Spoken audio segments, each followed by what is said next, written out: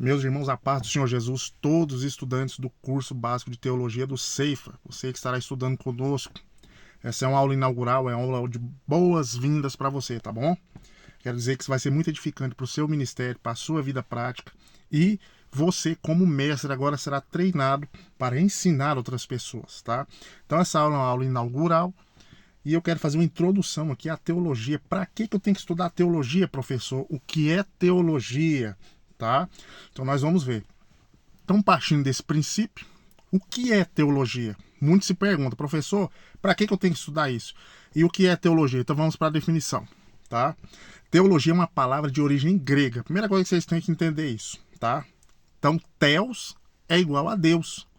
Ou Deus, ou deuses. Deus aqui é a questão Elohim. Nós não vamos entrar nessa questão, tá? Mas Theos, Deus, tá? E logos ou logia é igual a estudo. Então, o que significa isso, professor? Então, a teologia nada mais é que a ciência ou estudo que se dedica a Deus, às suas características, às suas particularidades, à sua relação estabelecida com o universo e com a reunião das normas e princípios que regem uma religião ou doutrina. Tá? Então, nada mais é a teologia, é o estudo de Deus. Aí você pergunta assim para mim, professor, eu posso estudar Deus? Deus se permite ser estudado? E a primeira resposta para vocês, irmãos, é não. Deus em si próprio, ele não pode ser estudado, porque a palavra diz, quem conheceu o Senhor, aquele que está no céu, senão aquele que subiu e aquele que desceu, que é Cristo. Então nós não temos como nós estudarmos a Deus, mas tem como nós estudarmos as suas obras. Então Deus se permite ser conhecido através das suas obras. Então a teologia, eu poderia dizer, professor, que é o estudo de Deus através das suas obras na terra e a sua relação com o ser humano, com o universo e com a sua criação. Sim, você pode dizer isso, tá certo, tá correto. Professor, teologia. Vamos entender uma coisa aqui, irmãos. Muitas pessoas, tá, criticam a teologia. Professor, principalmente os irmãos que se dizem muito espiritual. Agora eu vou dizer uma coisa para vocês, dos dois lados aqui. Nós temos dois pesos e duas medidas sobre a teologia. Professor, tem como eu ser só espiritual sem a teologia? Tem. O que vai acontecer comigo, professor? Você vai ser um fanático. Maluco. Muitas vezes você vai fazer coisas fora da Bíblia, que não estão na Bíblia Sagrada, que não estão no direcionamento de Deus, tá? Simplesmente seguindo o seu coração, porque você não tem a base. E aí onde vai nascer hoje, não só hoje, mas nos séculos passados, as grandes heresias, tá? De pessoas que se julgaram tão espirituais que não precisavam do conhecimento. E isso, meus irmãos, é perigoso. Posso viver sem a teologia, professor? Pode. Você incorre um grande risco em ser um crente espiritual, porém herético, tá? Que faz coisas que a Bíblia não diz, que Deus nunca diz, e ainda usa o nome de Deus dizendo, o Senhor falou. E isso aqui é perigoso. Do outro lado do ponto de vista, professor, eu posso ter teologia e não ser espiritual? Tem irmãos que criticam a espiritualidade. Eu posso ter só a teologia e ser um crente não espiritual e ter só o conhecimento? Pode. O que vai acontecer comigo, professor? Você vai ser um crente cético, incrédulo, racionalista, materialista, naturalista, que não acredita nas coisas espirituais, vai ignorar e vai ser muito suscetível às mudanças culturais, muitas vezes sendo um crente liberal. O que a teologia liberal prega? Que a Bíblia não é toda a palavra de Deus. E quando você incorre quando você insiste em ser um crente somente do conhecimento, você incorre um grande risco de ser um crente naturalista. É por isso, irmãos, que nós vamos começar esse curso e eu quero deixar bem claro para vocês que nós temos que ter uma palavrinha chamada equilíbrio, tá? Você tem que ser espiritual e você também tem que ter conhecimento.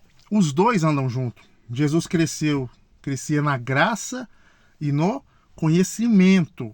Então, precisa entender isso aqui, irmão. Isso aqui é muito importante vocês entender. Jesus, ele crescia em estatura, mas ele também crescia em conhecimento. Os dois andam juntos. Graça, conhecimento. Espiritualidade, conhecimento. Conhecimento e espiritualidade. Porque senão você vai ficar faltando alguma coisa. E crente faltando alguma coisa é crente que dá trabalho, irmão. E vocês não querem dar trabalho. Vocês vão trabalhar para o Senhor no seu reino. Amém? Professor, para quê? O que o teólogo faz? O teólogo, irmãos, ele é aquele que traz... Na verdade, todos nós fazemos teologia, tá? O que vai diferenciar um teólogo que estudou do que não estudou? Simplesmente o diploma. Mas todos, no momento que você está estudando a Bíblia para uma escola dominical, para fazer uma pregação, você está fazendo teologia, porque você está esperando que Deus então ministre no seu coração através do Espírito dele uma palavra que você está estudando, que você está discorrendo, que você está mastigando aquela palavra, tá? Para você estar buscando um conhecimento histórico, um contexto, então automaticamente você está fazendo teologia, tá? Você está estudando e buscando compreensão de Deus, da sua relação com o universo e com a sua criação, tá bom? Então isso aqui é importante você entender. Professor, e a importância da teologia? Qual a importância da teologia para a igreja cristã? Irmão, isso aqui é muito importante. Como eu disse para vocês, muitos dizem, eu não preciso de teologia. Deixa eu te falar uma coisa.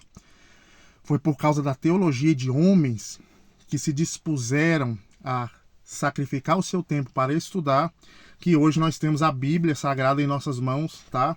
Transliterada para a nossa língua. Homens como Martinho Lutero, um grande estudioso da Bíblia, um homem sábio, um homem intelectual, que em 1517 ele vai então ali fazer a reforma protestante.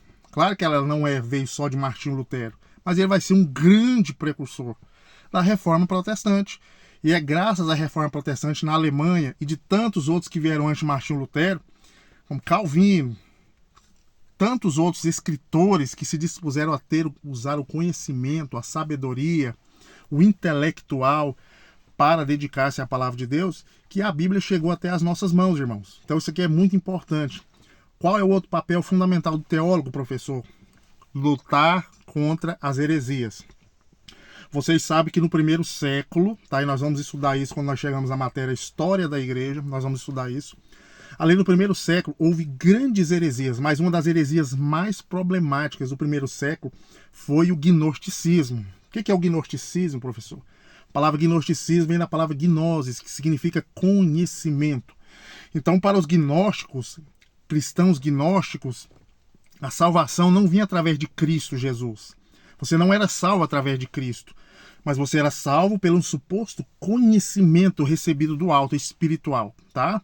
Então, para fundamentar esse gnosticismo, muitos sábios e intelectuais distorceram a teologia. E para que eles fossem derrotados, foi necessário que homens também se levantassem, teólogos, intelectuais, inteligentes, estudiosos, se dispusessem a estar de pé diante do Senhor para lutar também usando o conhecimento correto da teologia para derrubar essas heresias como o gnosticismo, mostrando então que a salvação vinha através e somente por Cristo, tá? Mas foi necessário o que, irmãos? Uma batalha de ideologias, uma batalha teológica. Isso acontece aonde, professor? No campo intelectual. É por isso que é fundamental vocês estudarem a teologia, pois vocês estão sendo preparados não só para ensinar outras pessoas a forma correta, mas vocês estão sendo preparados para lutar e defender a verdadeira fé, a verdadeira palavra de Deus genuína, como ela é, sem firula, sem engano, sem mexilhões, sem mexidas, tá? Sem obstruções, sem usar de subterfúgio. Então vocês são treinados, vão ser treinados e capacitados para isso, para ensinarem com excelência, para responder a vossa fé, tá? Com sabedoria àquele que vos perguntar.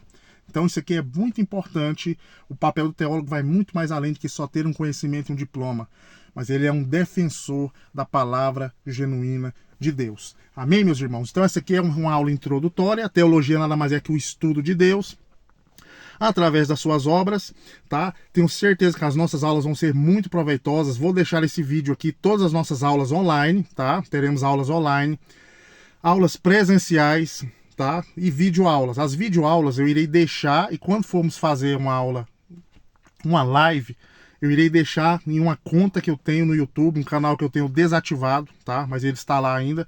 Então eu irei usar para facilitar para os irmãos. Ah, irmão, tem que abrir plataforma X, tem que baixar aplicativo. Não vai precisar. Vamos postar o link no grupo. Vocês vão ser direcionados direto para o YouTube, tá? O meu canal que eu tenho desativado lá. E lá vocês estarão assistindo as aulas online, as videoaulas gravadas. E quando for fazer live, farei por lá também, tá bom? Para facilitar. E as nossas aulas presenciais, tá? Que nós iniciaremos aí a partir do ano que vem. Já começamos com o livro do Pentateuco, tá? Que vai ser fantástico.